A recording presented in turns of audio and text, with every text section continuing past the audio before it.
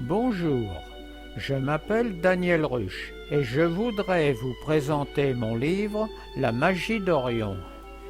J'ai vécu, pour ma passion de toujours, des chevaux de course, entraînement et élevage, pendant de nombreuses années. À la suite de plusieurs accidents, j'ai été obligé de changer d'activité. Je découvris alors avec passion l'apiculture. En parallèle à ces activités, je m'intéressais très jeune à la spiritualité, dont je vous livre ici 50 années de recherche et de méditation. Les découvertes récentes de la physique quantique m'ont conforté avec bonheur dans mes convictions.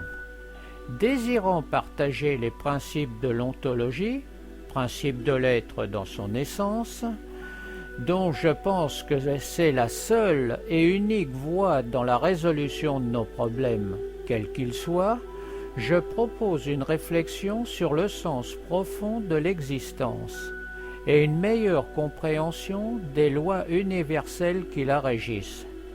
C'est ce que je vous offre dans ce roman initiatique, écrit simplement pour être plus compréhensible pour tous.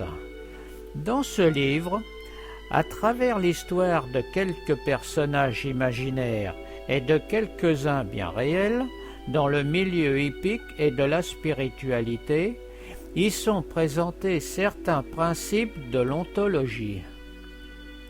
La science des lois de la vie qui peuvent se révéler comme étant notre ultime et unique recours. Non pour convaincre qui que ce soit, mais pour donner matière à réflexion et laisser à chacun le soin de se forger sa propre opinion selon le principe du respect de soi et des autres. Il contribue à l'émergence d'une nouvelle façon d'appréhender les problèmes, qui à l'heure actuelle n'est pas superflue. Le rêve et la magie peuvent parfois apporter la bouffée d'air pur dont nous avons tant besoin. La vie étant une aventure intérieure merveilleuse, nous devrions pouvoir la vivre ensemble et la partager avec tous. Est-ce une utopie? Je voudrais partager aussi avec vous la façon dont le sujet sur l'eau au chapitre 9 s'est imposé à moi. Un samedi soir, j'ai fait un rêve curieux où une voix me parlait de l'eau claire, de l'eau profonde et de l'eau lourde, que je devais traiter dans mon livre. Tout le dimanche, j'ai recherché sa signification. Et enfin, j'ai trouvé un livre qui s'appelle L'eau et les rêves, dont les 2 premiers chapitres parlent de l'eau claire, l'eau profonde et l'eau lourde. Je me suis empressé de le commander. Dès réception, je me suis mis à le lire, mais je n'étais pas en accord avec lui, me sentant très mal à l'aise.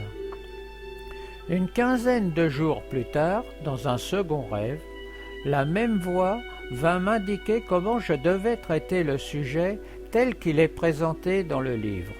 Je voudrais ajouter que d'autres sujets me sont venus de la même manière. Pratiquement tout le livre fut accompli sous cette inspiration, car des synchronicités étonnantes sont également survenues.